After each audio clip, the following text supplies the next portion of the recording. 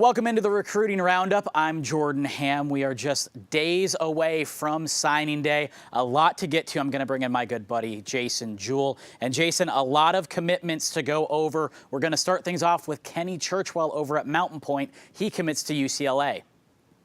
Yeah, big-time safety. You know, he had the three hats out there, UCLA, Arizona State, and Arizona.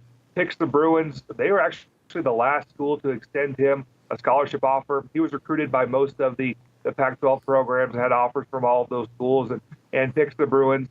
Trip there just a couple of weeks ago. He's a guy that I really like, really long, makes a lot of plays over the last couple of years over at Mountain Point, and I think the Bruins are getting a good one. I know Washington State kind of jumped in there late and tried to show some interest, but he wasn't having it. Came down to those three schools. He picked the Bruins.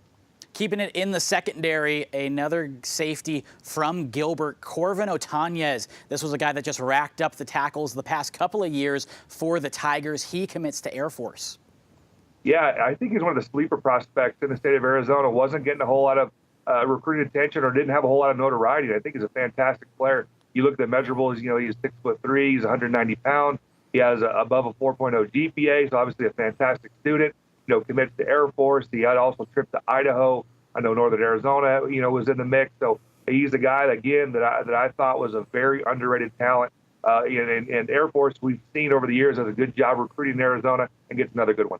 And this week, a couple of Notre Dame Saints both make their commitments.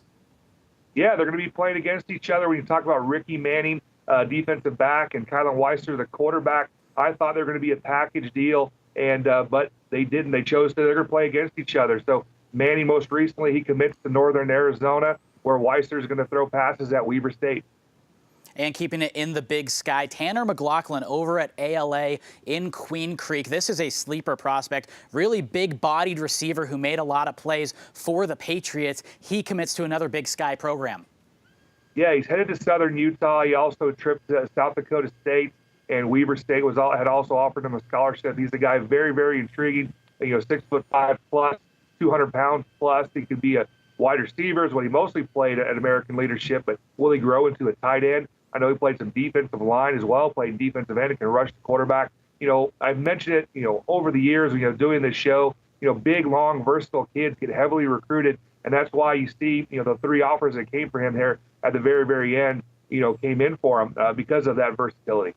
And over at Boulder Creek, James Reed, talking about those long, athletic guys. He's another pass catcher that made a lot of plays the past couple of years, and he makes his commitment to San Diego.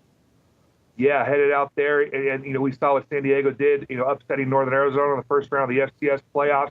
An up-and-coming program that's done a good job over the last couple of years. You look at Reed, he's 6'5", 220 pounds. Could grow into an offensive tackle, but he has the hands to be a very effective tight end, in that offense at San Diego.